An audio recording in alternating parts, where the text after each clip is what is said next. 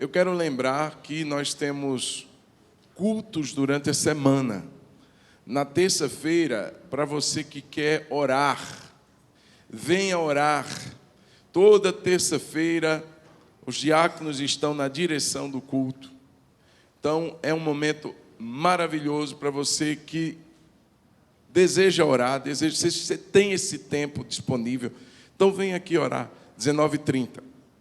E na quinta-feira, a gente tem o culto da vitória. Nós estamos, irmãos, há 3 quintas-feiras, trazendo algo do coração de Deus, sabedoria do Senhor, na carta de Tiago. Venha participar. Vem, a gente está conosco em nome de Jesus. Traz papel, traz caneta para você fazer uma anotaçãozinha para abençoar a sua vida em nome de Jesus. Amém? 1 Tessalonicenses, capítulo 5.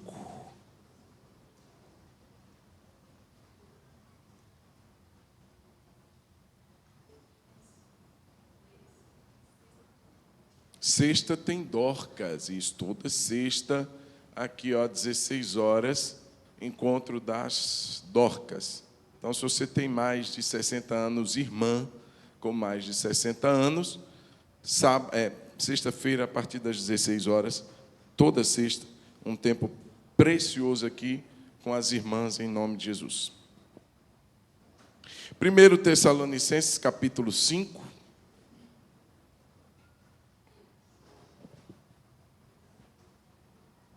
Quem encontrou diz amém. Amém.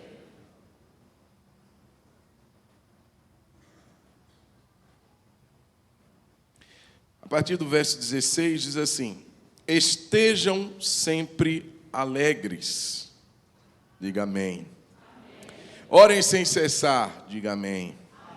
Amém. Em tudo deem graças, porque esta é a vontade de Deus para vocês em Cristo Jesus. Diga amém. Não apaguem o espírito. Não desprezem as profecias. Examine todas as coisas, retenham o que é bom.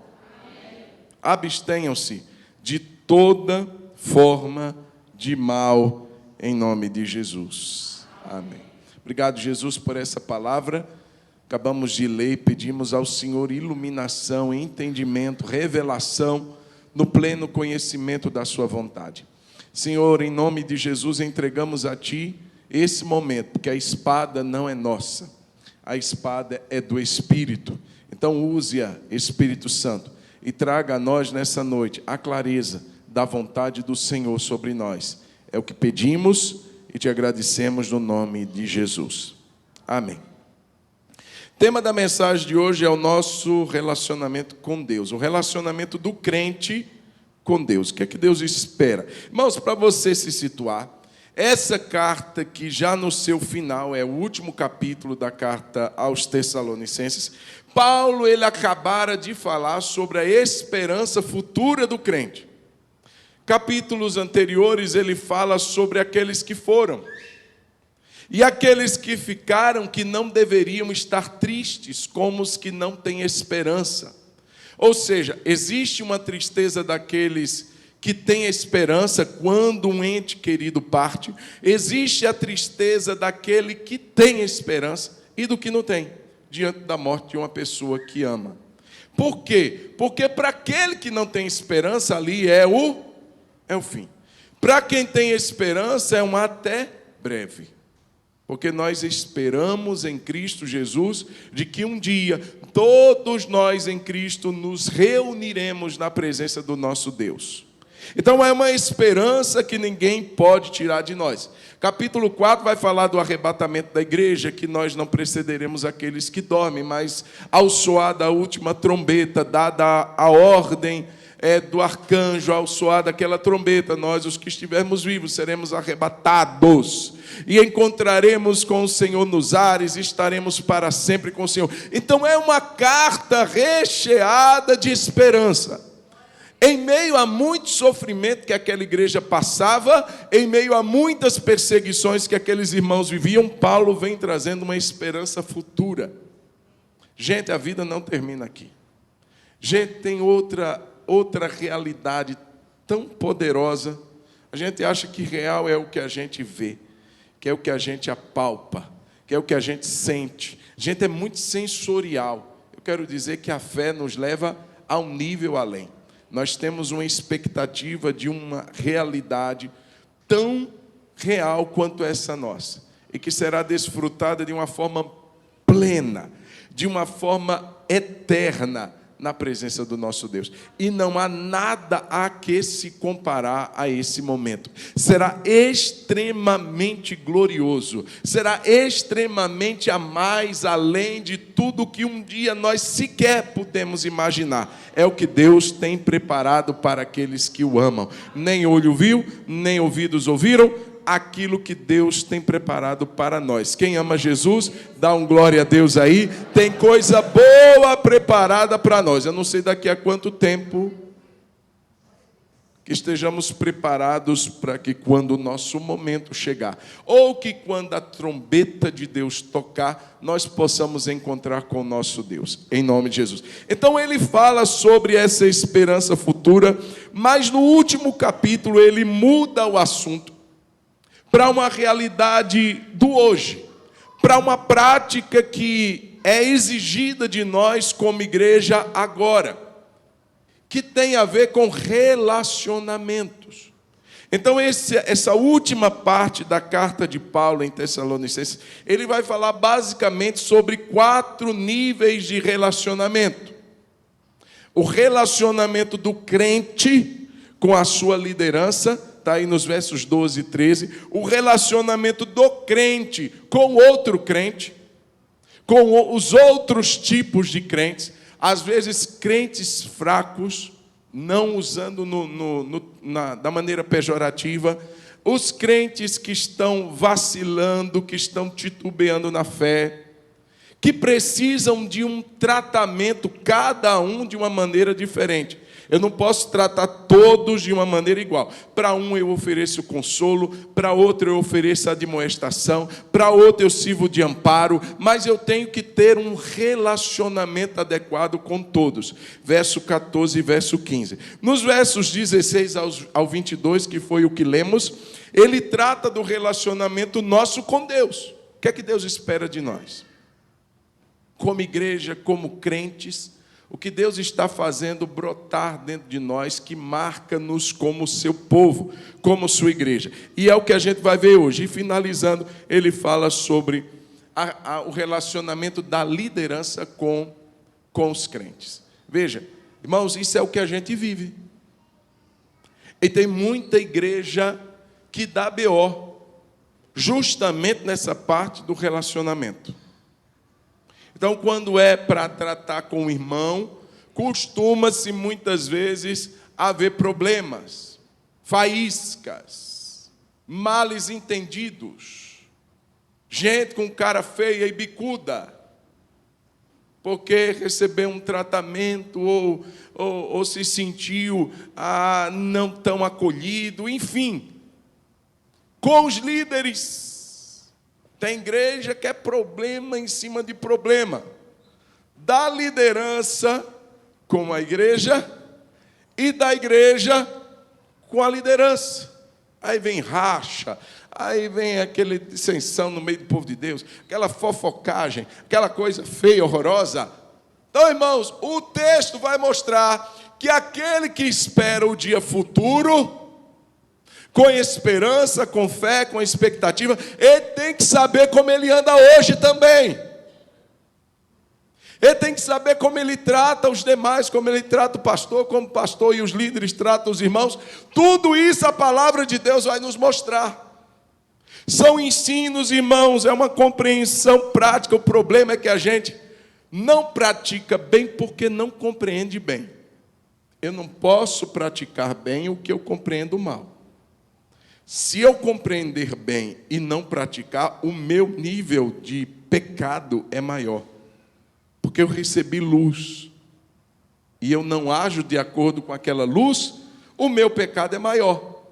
Mas quando eu quero acertar naquilo que eu vou praticar, eu preciso compreender. Como é que eu vou fazer isso? Quando você vai na academia, né, Will? E faz um exercício errado. Estou falando do Will porque ele é personal trainer. Então, faz um exercício errado. Ele tem que compreender como é que ele faz, não tem? A maneira como ele pega no peso? Senão vai dar o quê? Vai dar problema na coluna, vai dar problema um tanto de coisa, não é isso? Isaac faz educação física, não é isso, Isaac? Então, estamos entendidos, a gente precisa compreender para poder praticar bem. Então, queridos, sabendo que o nosso tempo não permite da gente falar nesses 4 níveis, eu queria falar de todos, de uma vez só.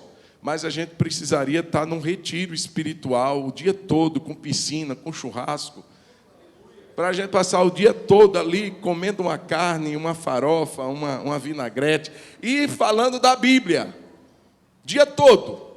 Mas não dá para fazer isso hoje. Então, nós vamos falar só hoje do relacionamento do crente com Deus. Em outra oportunidade, domingo que vem, não. Porque domingo que vem vai ser culto de primícias. Então, se você não pegou o seu papelzinho, quem não pegou o papelzinho, levante a mão. 1, 2. Isso. Ainda tem ou já acabou? Acabou? Ixi, Jesus. Então, traz o que Deus colocar no seu coração, tá bom? Que você estiver lá no supermercado, puder trazer de alimentos, você traz. Acabaram as sugestões, isso significa que nós teremos cestas básicas completas dentro daquilo que é a proposta. Todos os elementos na cesta básica. Então, queridos, nós vamos tratar desses outros assuntos numa outra oportunidade, se Deus permitir a nós. Mas eu já quero falar sobre o que Deus espera do relacionamento do crente com Ele. Olhe para quem está do seu lado e diga assim: Deus espera algumas coisas de nós, irmão. Primeira coisa que Deus espera de nós está aí no verso 16. Deus espera uma alegria que independe de circunstâncias. Deus espera, no seu relacionamento com Ele, que tenhamos uma alegria que não está ligada às circunstâncias. Olha o que é que ele diz: estejam sempre alegres, ou alegrai-vos sempre. Dependendo da sua versão, o teor é basicamente o mesmo. É um imperativo. Estejam sempre alegres.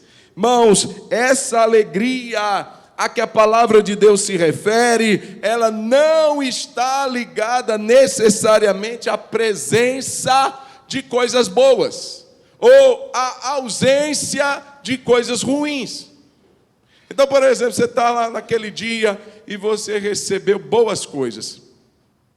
Ontem foi um dia de eu receber muitas mensagens de carinho. E eu fiquei muito feliz. Mas a minha alegria não depende disso. Porque não é todo dia que eu recebo mensagens assim. Ou a ausência de coisas ruins. Então, se eu não tiver doente, se eu não tiver com dívidas, é óbvio, irmãos, que tudo isso agrega. Mas a palavra de Deus mostra que essa alegria, ela vai além. Até porque, querido, pense comigo, é um imperativo.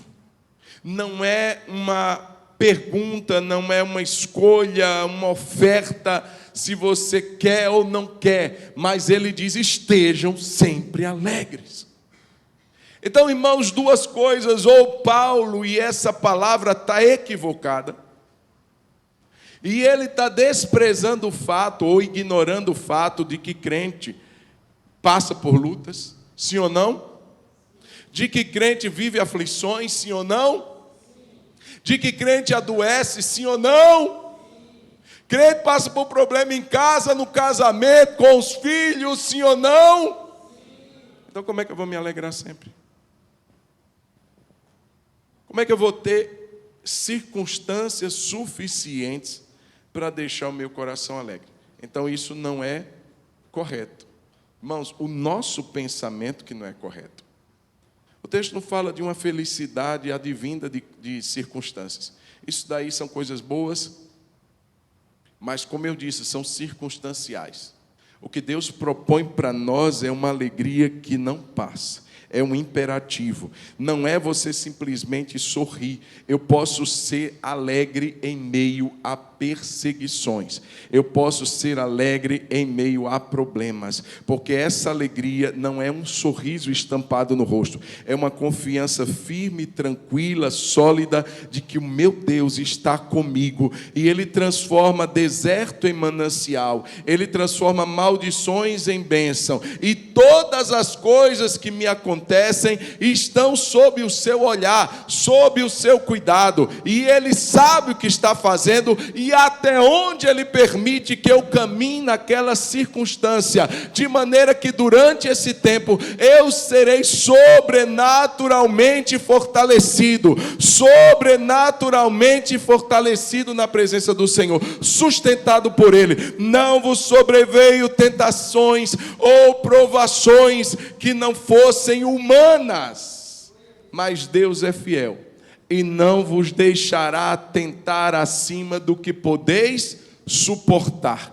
Antes, com a tentação, vos proverá o escape, para que possais resistir. Deus está conosco, Deus está nos fortalecendo, e quando Ele vê que o momento chegou, que a partir dali a gente não dá mais conta, Ele provê o escape. Aí a gente se vê livre daquela situação. Irmãos, a gente é convidado a se alegrar, porque o evangelho que nos foi anunciado, quando o anjo falou ali sobre o evangelho, ele diz: eu vos trago boas novas de grande alegria. Nós vivemos debaixo de uma palavra de boas novas. Nós vivemos debaixo de uma palavra de grande alegria. Nosso Senhor e nosso Salvador veio até nós. O Verbo se fez carne, Ele habitou entre nós, Ele deu a sua vida por nós, então Ele é por nós, e se Ele é por nós, quem será contra nós?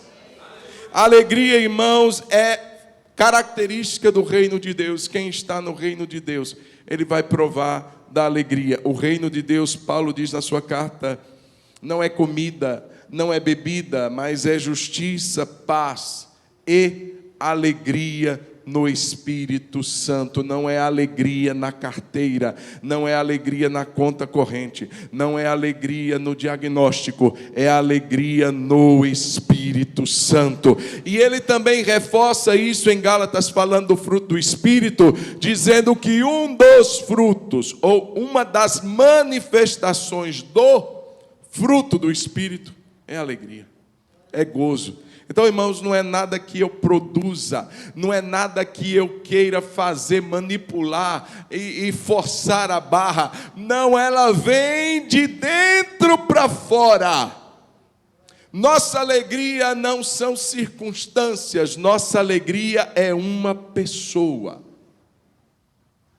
A nossa alegria é Cristo, a nossa alegria é o Senhor. Na carta aos Filipenses, Paulo vai dizer: alegrai-vos sempre. Outra vez vos digo, alegrai-vos no Senhor. Em quem a gente se alegra? Em Deus, no Senhor. Nele está a nossa alegria. Então, crente, nada de desespero. É confiança. Senhor, está difícil, mas no Senhor eu vou confiar. No Senhor eu vou esperar, no Senhor eu vou aguardar, porque do Senhor virá a minha resposta, a minha salvação. Então, Senhor, mantenha o meu coração em paz, em serenidade, em descanso na Tua presença. Irmãos, é um imperativo, alegre-se sempre. Então, Deus espera de nós uma alegria que independe de circunstâncias. Lembre ao seu irmão que está mais próximo a você, dizendo para ele: meu irmão, alegre-se sempre. Alegre-se sempre. A outra atitude do nosso relacionamento com Deus é ore sem cessar. Aí está o segredo. Uma coisa ligada e linkada à outra. A oração, ela faz parte dessa vida oxigenada pela graça de Deus. Muitos dizem que a oração é o oxigênio do cristão. Irmãos, muitas vezes entramos num ambiente como esse abafados. Muitas vezes entramos num ambiente como esse tristes, coração pesado, mas é algo sobrenatural. Quando nos voltamos em oração para Deus, irmãos, aquilo que é relatado sobre a história de Ana, a mãe de Samuel, quando ela entra no templo amargurada, triste, sofrida, a Bíblia diz que ela despeja suas angústias aos pés do Senhor. E a Bíblia diz que quando ela sai dali, o texto bíblico vai dizer, o seu semblante já não era mais triste. Ninguém fez piada para ela, ninguém deu uma boa notícia para ela, mas ela foi a fonte da alegria dela. Veja, o elo entre oração e alegria. Ela saiu daquele lugar depois de orar e o seu semblante já não era mais triste. Muitas vezes você percebe uma névoa de tristeza, de angústia pairando sobre a sua vida. O que é que você vai fazer? Você e eu vamos orar. Ore sem cessar. Não é ficar balbuciando 24 horas. Não. Não é ficar repetindo frases 24 horas. Mas é uma atitude de constante oração. É uma conexão que você vai mantê-la ativa durante todo o seu dia.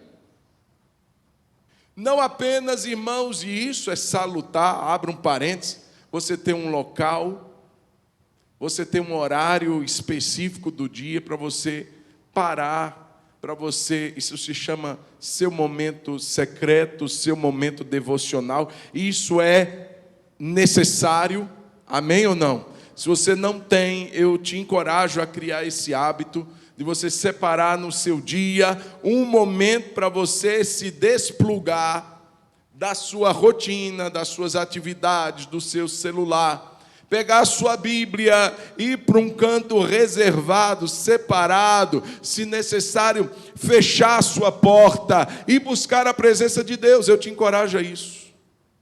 Mas pastor, aqui está dizendo sem cessar, exatamente. É manter uma atitude contínua de oração e de conexão a Deus.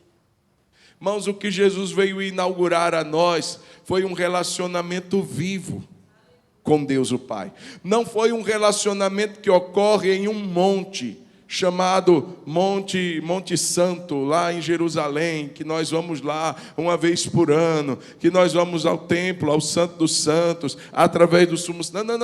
Não. O véu foi rasgado.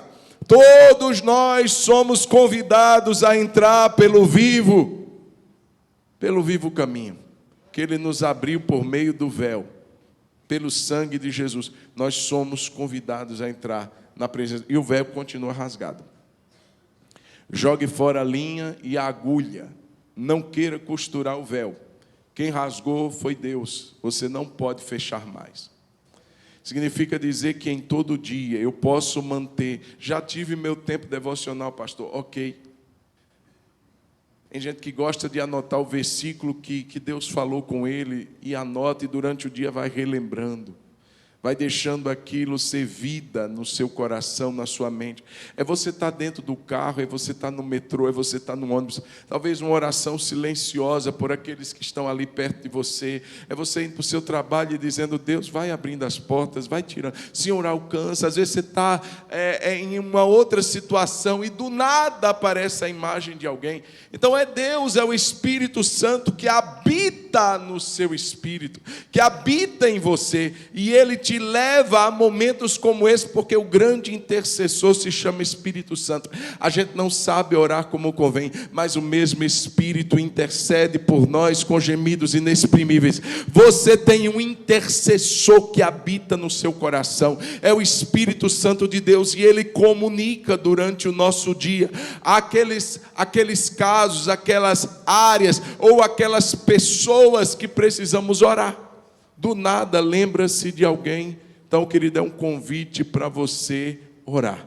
Então, imagine isso acontecendo durante todo o dia. Tivemos um acampamento há um tempo atrás, e nós fizemos algo assim para despertar os irmãos a essa realidade da oração. E de cada tempo, se eu não me engano, era a cada 30 minutos ou 40, eu não lembro, era tocado um chofar lá no sítio. E aquele momento do toque do chofar era um chofar eletrônico, viu, irmãos? Ninguém tinha lá um chofar, não. Botava lá o som, e aquele chofar tocava, aonde você estivesse na piscina, no futebol, você parava, aí galera, o Senhor Jesus abençoe. Em nome. Então, essa atitude contínua de oração nos mantém conectados. Hoje nós vivemos uma geração conectada. Seu celular que está aí no seu bolso, de vez em quando ele vibra, te deixa inquieto. Eu te aconselho a botar no modo avião quando você entrar nesse lugar. Porque às vezes você está aqui, e o seu celular faz assim, zzz, aí vem o tentador. Aí você diz assim, oh meu Deus, é só uma olhadinha. Perdeu. Às vezes era aquela palavra que Deus queria falar ao seu coração, você dispersou sua mente. Mas veja, todos nós, a maioria, não posso afirmar todos, mas a maioria de nós está sempre online, sempre conectado. Que essa conexão seja real na nossa vida de oração também. Que em todo tempo a gente esteja ligado ao Deus Todo-Poderoso, ao nosso Deus e Pai. Ore sem cessar. Faça da oração uma constância durante todo o seu dia.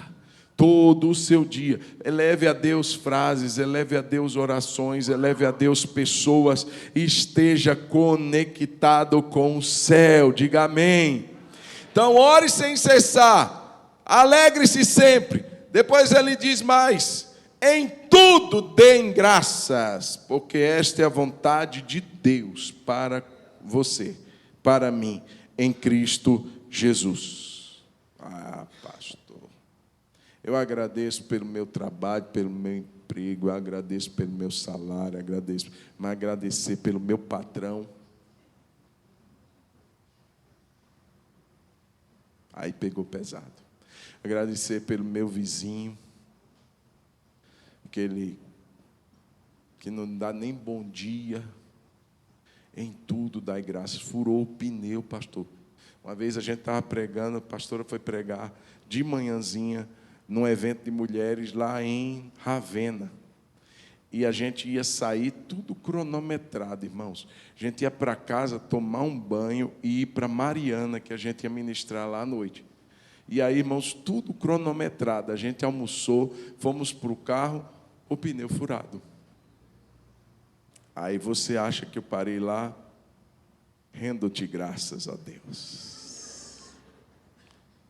Não é difícil? Aí depois você troca o pneu, você vai, meu Deus, logo agora, Senhor. Depois você vai refletindo, Deus está no controle até do pneu do meu carro. Quem sabe aquele atraso foi para nos poupar de algo que poderia acontecer, eu não sei. Deus sabe todas as coisas.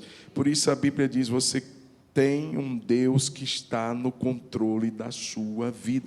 Há aparentes perdas, há aparentes reveses, prejuízos que talvez você teve. Você diz assim, eu vou agradecer por isso. Não é agradecer pelo mal, pela circunstância em si, mas porque Deus está no controle da sua vida em tudo que acontece. Ele sabe não apenas o passado, isso o diabo também sabe. Ele não sabe apenas o presente, isso você e o diabo sabe. Ele sabe além do que qualquer ser nessa terra. Ele sabe o passado, o presente e o futuro, porque Ele é Deus onisciente, Ele conhece todas as coisas. Se Ele conhece o meu amanhã, eu não conheço.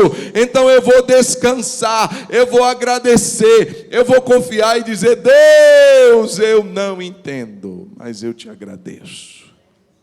Muito obrigado, Senhor, por esse livramento. Pastor, eu estou tão mal. Acabei o meu namoro. Graças a Deus. Dê graças. Às vezes Deus te livrou de um laço do passarinheiro. Dê graças. Mantenha a atitude. Irmãos, quem dá graças revela confiança.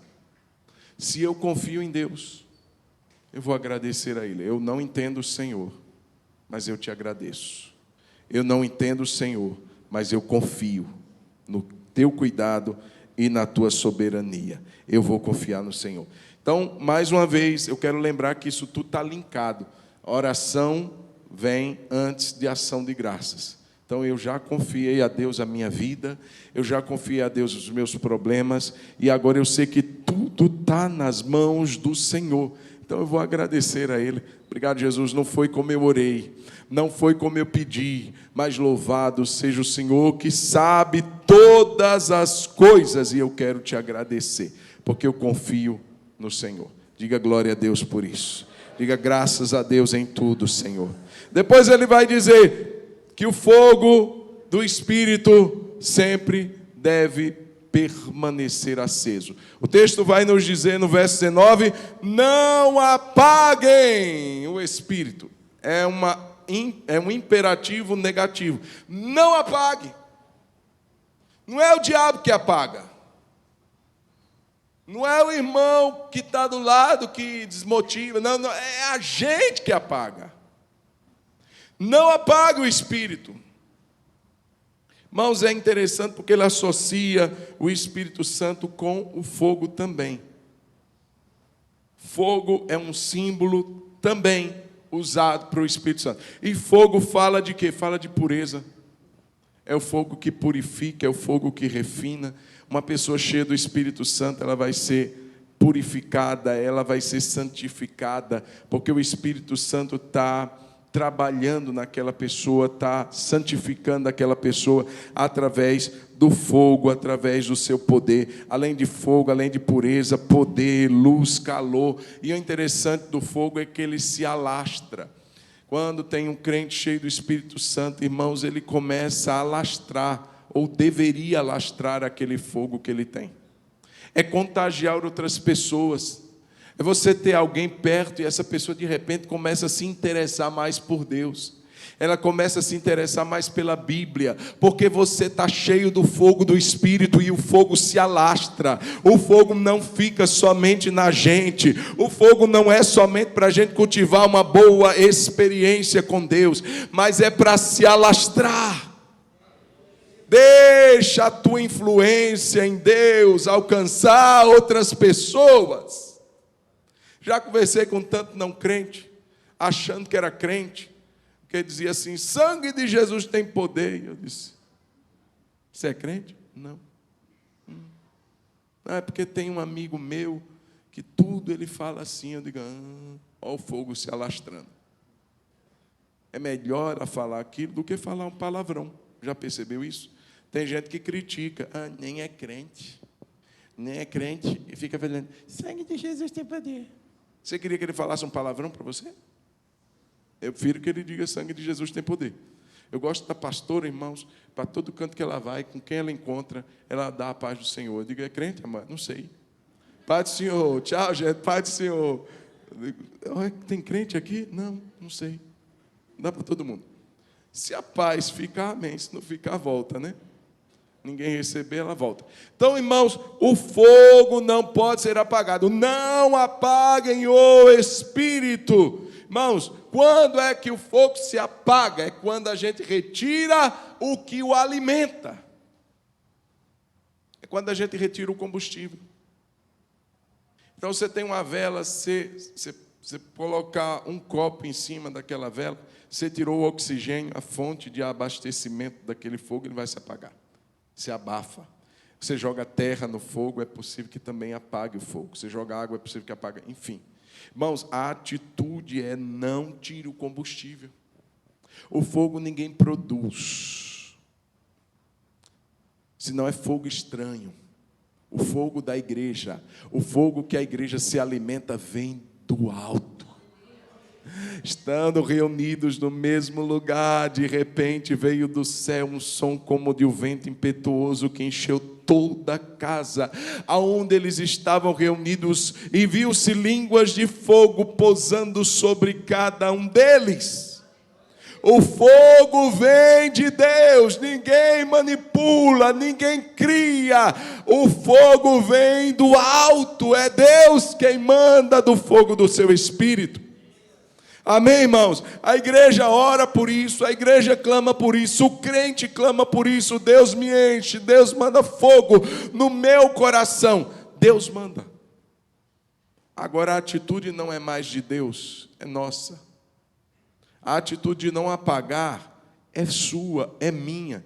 Quando a gente recebe, a gente precisa agora alimentar aquele fogo, prover combustível para ele, deixá-lo sempre aceso. Tem gente que joga terra.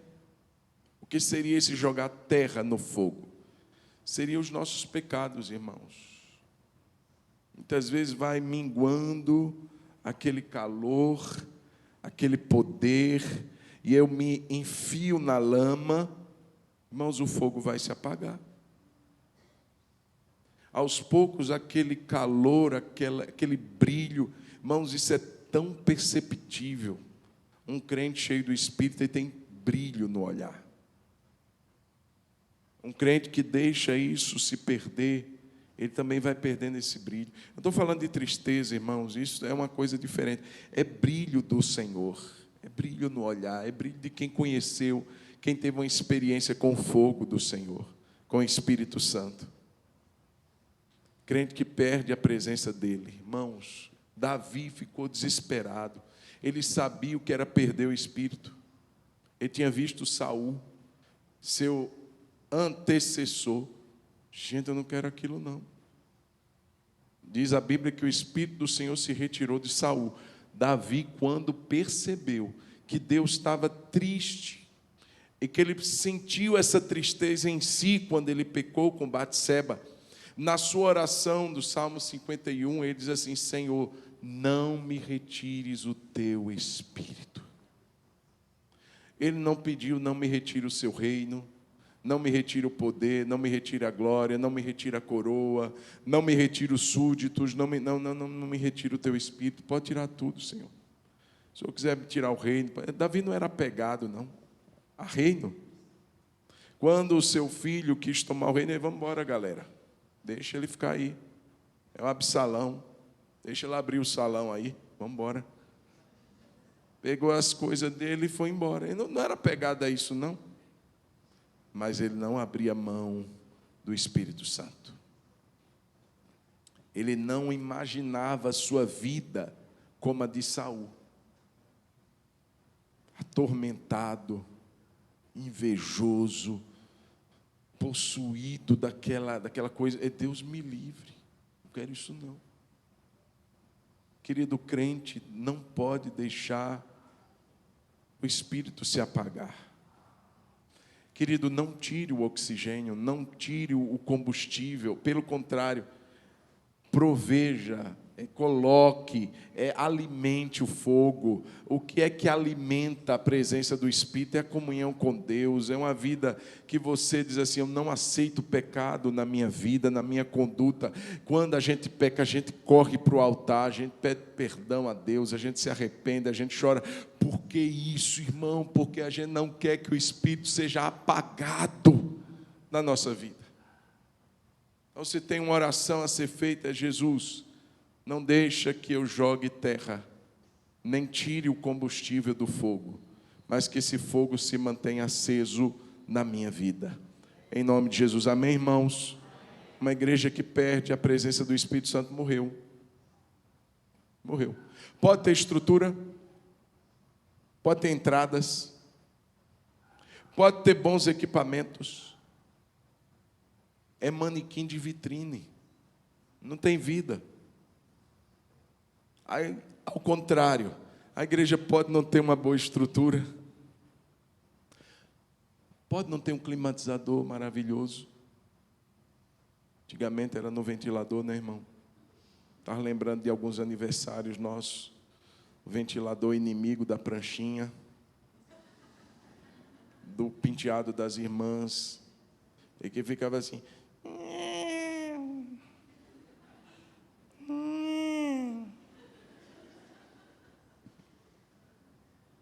Mas isso não é, irmãos, o que a igreja precisa.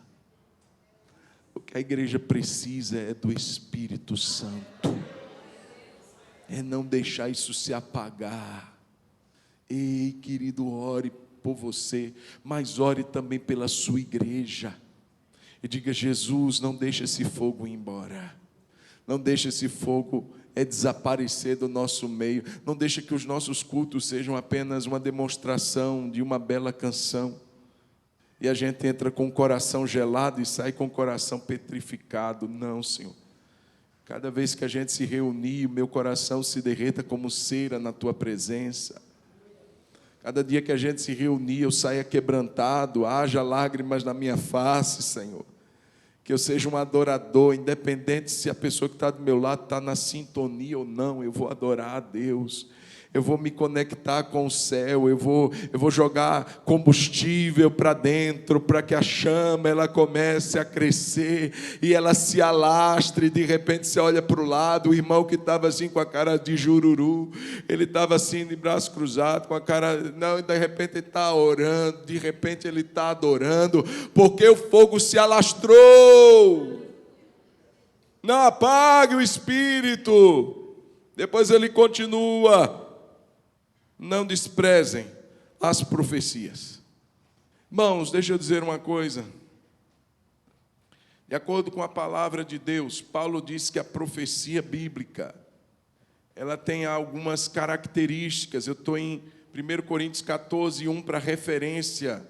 Se você quiser anotar, ela vem para edificar, ela vem para consolar e ela vem para exortar. Pronto.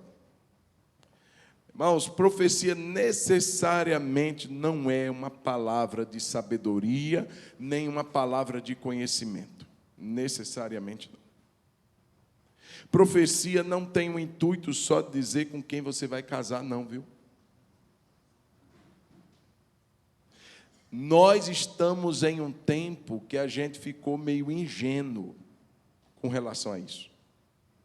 Muitas questõezinhas do nosso meio foram entrando, profetadas. Gente que olhou para outro e jogou uma palavra da sua mente, do seu coração. Tinha nada de Deus. Eu lembro de uma história que diz que... Não vou contar, não. Ah, meu pai. E a gente pensa que tudo vem do alto. Cuidado, meu irmão. Agora, não é porque um dinheiro que a gente pegou é falso, que eu vou rasgar todas as cédulas que eu tiver. Não é porque eu recebi uma profetada, que eu vou fechar o meu coração, porque às vezes Deus está querendo falar comigo. E eu já me fechei totalmente. Não despreze. Não despreze. Você precisa estar atento ao que é dito. E, meu irmão, já recebi tanta profecia e profetada também.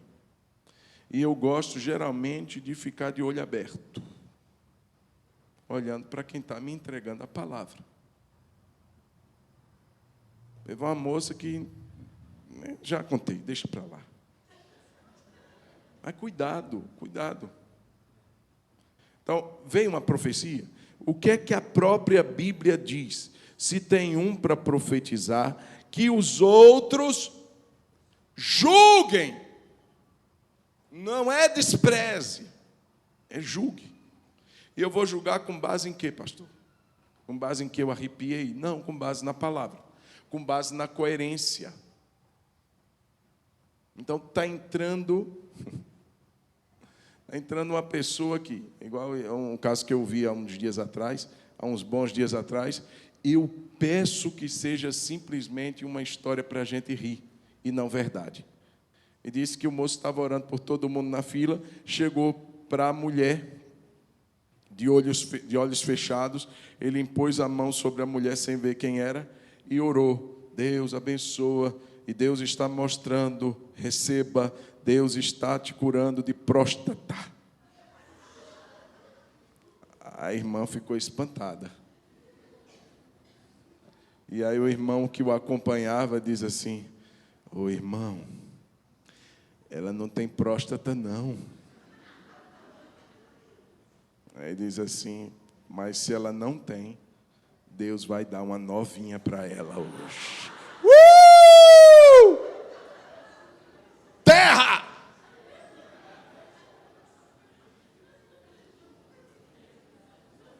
Mas isso daí tem de monte, viu? Tem muita. De casamento.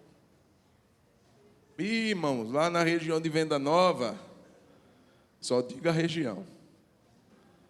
Uma profeta velha, encalhada, feia para burro, encontrou um jovem ingênuo, recém-convertido.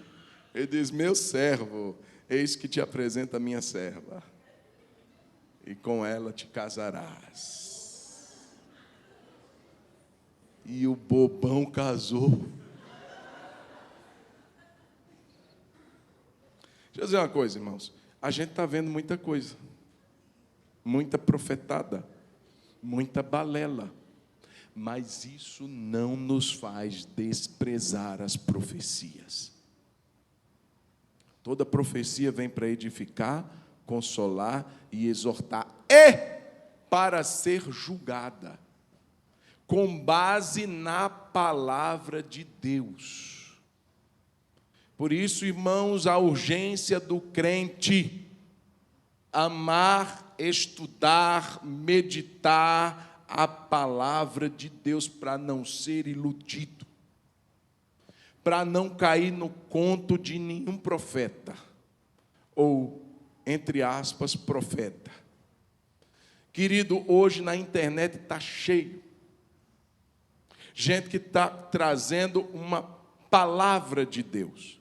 E cegamente, irmão, pelo amor de Deus, a Bíblia está aqui para ser lida, para ser estudada. Deus nos dá entendimento dela. Então, ei, gente, olha, recebi uma palavra que eu julgo ser de Deus. Vamos conversar aqui, porque está dizendo que não é só um que julga, outros julgam também. Chama os irmãos que você sabe que tem entendimento. Chama os irmãos que você sabe que tem discernimento. E diz assim: irmão, pastor, pastora, irmão fulano, irmão Betrano, eu recebi uma palavra de Deus assim, assim, assim. Vamos julgar essa palavra? Pastor, misericórdia, é a Bíblia quem diz, irmão.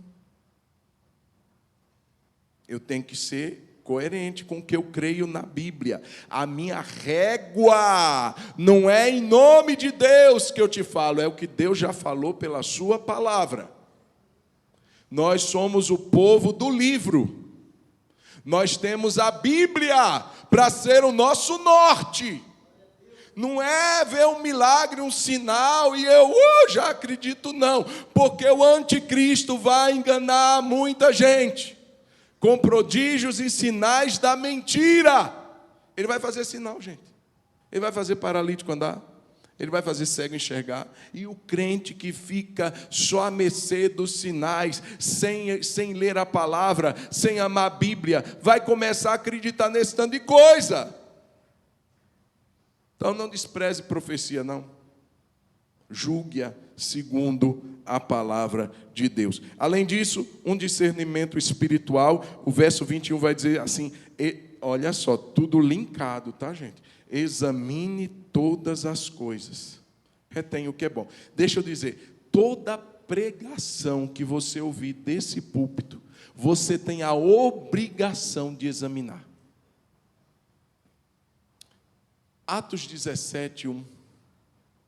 Você deve examinar. Eu ou qualquer outro que pregar aqui, ou se você estiver em outro lugar, examine. Não vai dizendo amém para tudo, não, irmão, pelo amor de Deus. Tem gente aqui, glória a Deus, não. Mas tem gente que você está pregando, a pessoa não sabe nem o que você está dizendo. Irmãos, então o diabo veio e ele veio e matou, ele veio e roubou, ele veio destruir, tem irmão, aleluia. Oh, Jesus, glória a Deus. Presta atenção, ouve, discerne. Seja alguém criterioso, tenha um discernimento espiritual. Pode continuar. Tendo passado por Anfípolis e Polônia, Paulo e Silas chegaram a Tessalônica, onde haviam... Pode passar.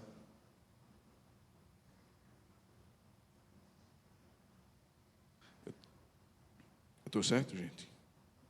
É Atos 17, 1.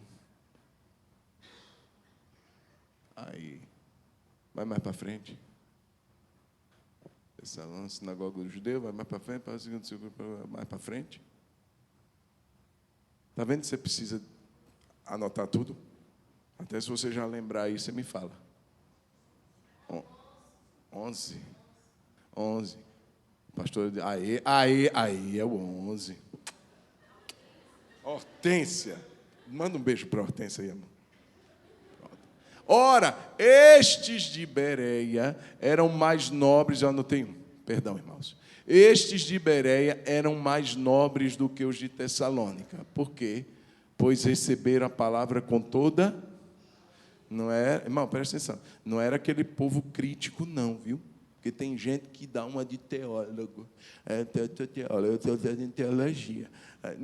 Eu já fiz teologia, irmãos, estudo até hoje. Mas isso não é motivo para você se achar o doutor da lei. Viu? Então, esses irmãos aqui tinham sede de Deus. Eles receberam a palavra com toda avidez. Prossegue.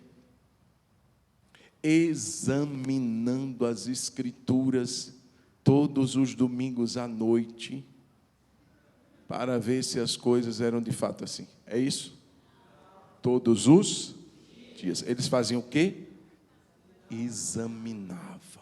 Não é aquela leitura rasa, superficial, aquela leitura para desencargo de consciência, não. Eles examinavam o que está falando, eu vou receber ou não vou receber. Meu irmão, lê a Bíblia.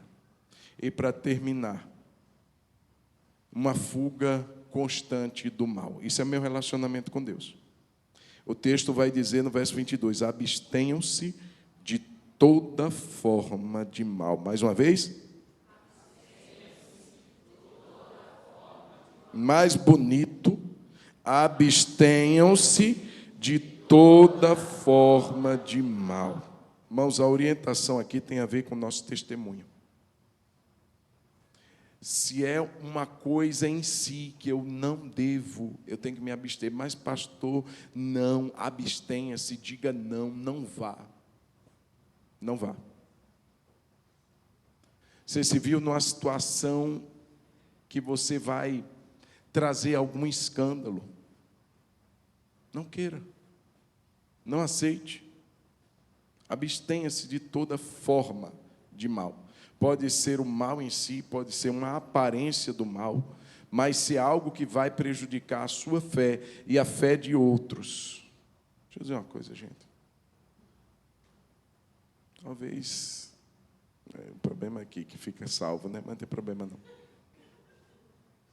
Ô, meu irmão, crente não fica em festa de Halloween, não.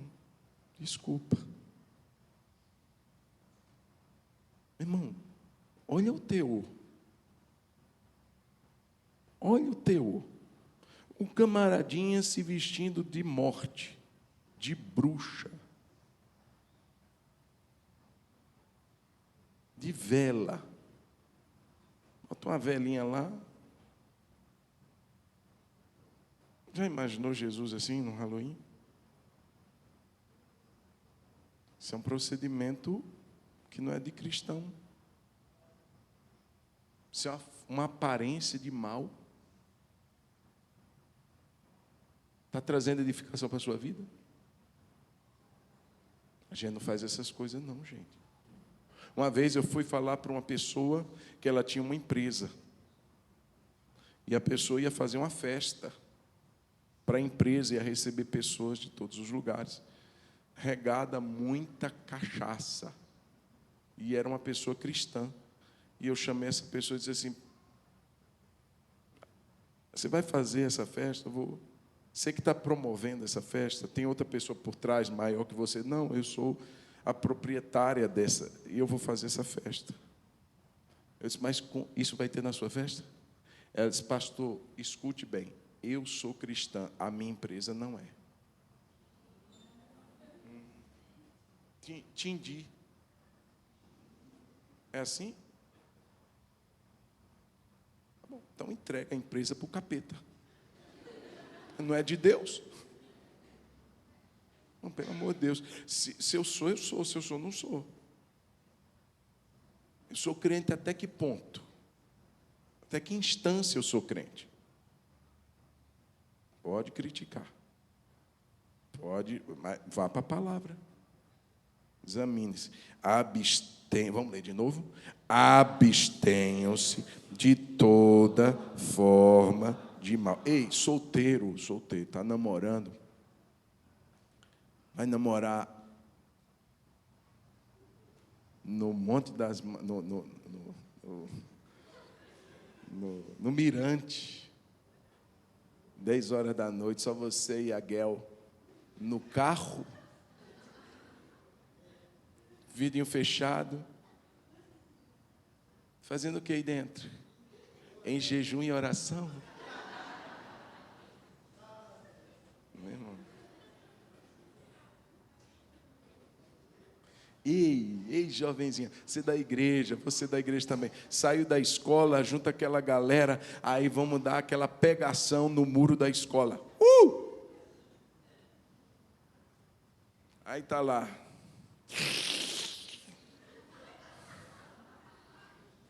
Aí passa o irmão, Pai, Senhor.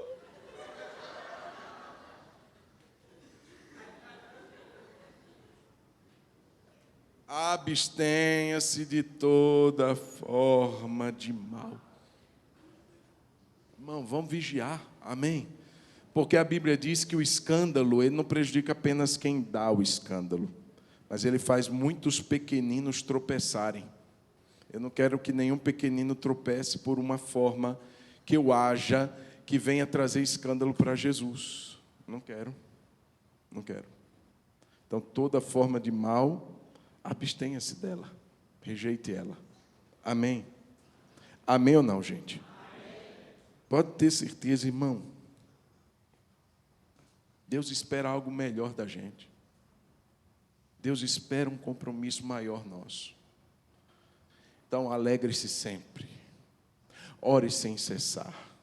Em tudo dê graça, porque essa é a vontade de Deus para convosco em Cristo Jesus. Não apague o espírito, não despreze as profecias. Examine tudo, retenha apenas o que é bom e abstenha-se de toda forma de mal. Irmãos, é claro, vamos em nome de Jesus.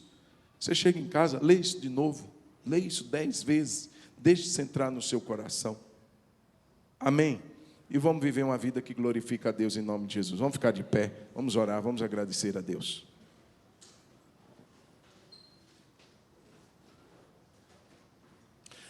O bom quando vem um pastor de fora, que ele prega e a gente fica, glória a Deus. Mas esse tipo de palavra, irmãos, é o pastor que traz. É o pastor do rebanho.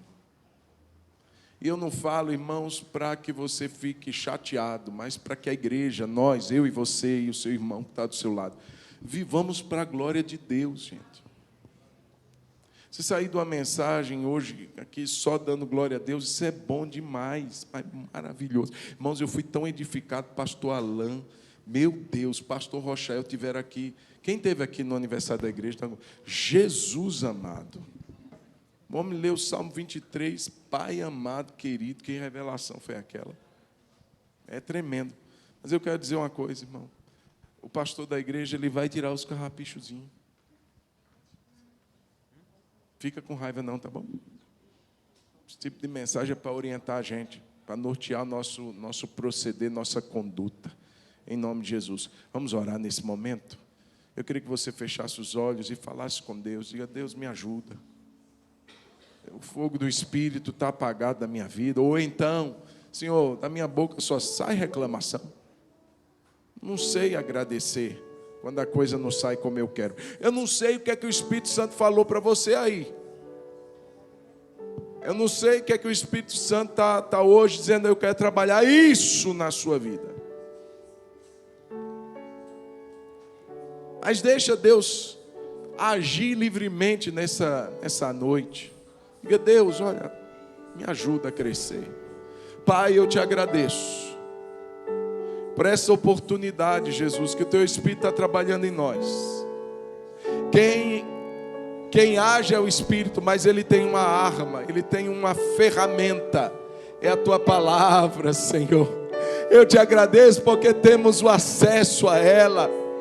Oh Deus, nós vivemos uma época de enganos, nós vivemos uma época, Senhor, de falsos evangelhos sendo pregados aqui, de falsas profecias, mas ainda assim o Senhor disse para a gente não desprezar.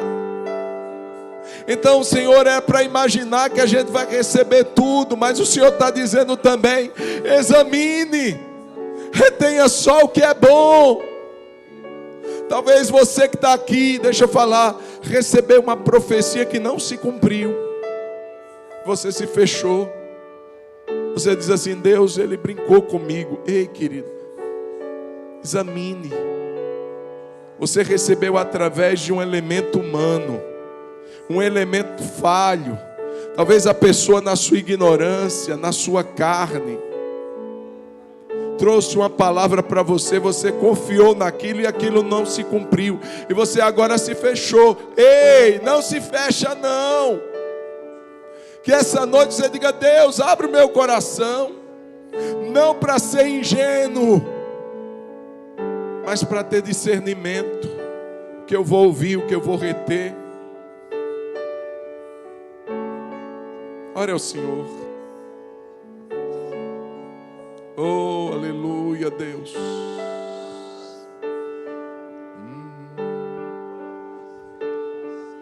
Confiando em nosso Deus, Senhor. e em seu eterno amor, não seremos abalados, não seremos abalados, não seremos abalados.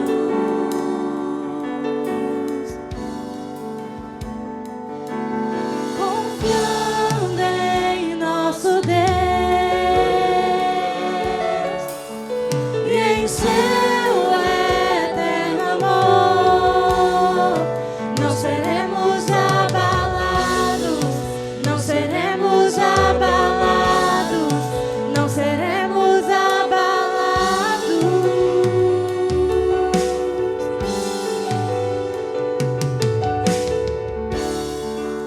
Aleluia. Coloca a mão no seu coração. Pai, eu oro que nessa noite essas verdades sejam ativadas em nós. Senhor, aquele que falta alegria, enche da alegria, não da alegria da circunstância, mas a alegria do teu Espírito. Aquele, Senhor, que foi despertada para orar mais, aleluia, para manter uma vida constante de oração, uma atenção, uma sintonia diária, 24 horas, sempre ali, Deus, tendo o Senhor como aquele que está com Ele, que está ao seu lado, o amigo, o companheiro da jornada. Meu Deus, em nome de Jesus eu oro por aqueles que estão sentindo o fogo do Espírito apagado. Aviva nessa noite, Deus. Meu Deus, se o pecado tirou a oxigenação do fogo, se o pecado fez com que a chama se apagasse, Deus, perdoa nessa noite. Tira, Senhor, a mácula e enche, Senhor. Derrama o teu fogo nessa noite sobre nós, sobre a tua igreja, Senhor. Deus, em nome de Jesus, dá-nos discernimento da tua palavra, que sejamos como os crentes de Bereia, que examinam diariamente o que está escrito. Oh Deus, os dias são maus, guarda o nosso coração de toda forma de mal. de toda forma de pecado, de tudo que possa escandalizar o teu nome, de tudo que possa escandalizar o Evangelho, de tudo que possa levar alguém a tropeçar. Livra-nos, Senhor, e abençoa o teu povo com paz, com vida. Em nome de Jesus Cristo, nosso Senhor, eu oro e te agradeço. Quem pode dizer amém? Amém. Aleluia. Antes da gente encerrar, já ia cantar? Daqui a pouco. Deixa eu só perguntar, tem alguém aqui que deseja fazer uma oração para entregar sua vida para Jesus? Essa oração é a oração de você se reconciliar com Deus, de você deixar Jesus ser o Senhor da sua vida. Se tem alguém, eu queria que você levantasse a sua mão.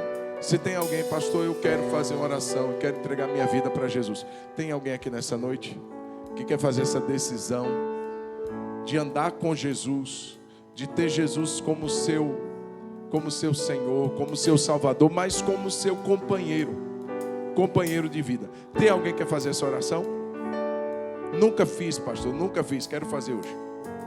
Se tiver, levante a mão que eu vou orar com você. Vou orar junto com você agora. Tem alguém que quer fazer isso? Aleluia. Não? Na frente? Não. Então vamos agradecer. Aí daqui a pouco a gente solta. Cadê os nossos visitantes? Está com o nome deles aí? Ficou lá embaixo? Eu não vou lembrar de todos, mas eu queria convidar aqueles que eu... No início, a Amanda está aqui. Aqui atrás também, o Caio, né? Caio, a família do Caio. Cadê os nossos visitantes? Os nossos irmãos já estão esperando. Tem um lanche lá embaixo para vocês. Vamos aplaudir a vida deles. Dona Maria, Deus abençoe a senhora. Isso. Pode ir com ela, viu? Pode ir com ela. Vai com a Amanda também. Cadê a família lá do Caio? Já foi? Irmão Raimundo, pode ir com ele também. Glória a Deus. Glória a Deus. Isso. Antes da gente encerrar, porque aí dá liberdade para eles passarem. Tem cafezinho aí atrás? Tem café aí atrás? Tem. Chazinho também? Glória a Deus. Um tempinho ali fora para você tomar um cafezinho, um chazinho, conversar com alguém, conhecer uma pessoa nova e abençoar o irmão. Tomando um chazinho e um cafezinho em nome de Jesus. Vamos agradecer a Deus por essa noite. Levante suas mãos assim. Senhor, muito obrigado por esse precioso momento, por esse culto que foi prestado ao Senhor. Receba, Deus e Pai, como aroma agradável, como algo que alegrou o teu coração. Obrigado por cada vida que veio. Leva-nos em paz, livra-nos do mal, dá-nos uma semana abençoada na tua presença. É o que eu oro em nome de Jesus. Amém. Agora abençoando seu irmão, sua mãozinha levantada para alguém. Diz assim: que o Senhor te abençoe e te guarde, que o Senhor faça resplandecer o seu rosto sobre ti, que o Senhor tenha misericórdia de ti, que o Senhor sobre ti levante o rosto dele e te dê a paz. Diga: tenha uma ótima semana em nome de Jesus. Deus te abençoe em nome de Jesus.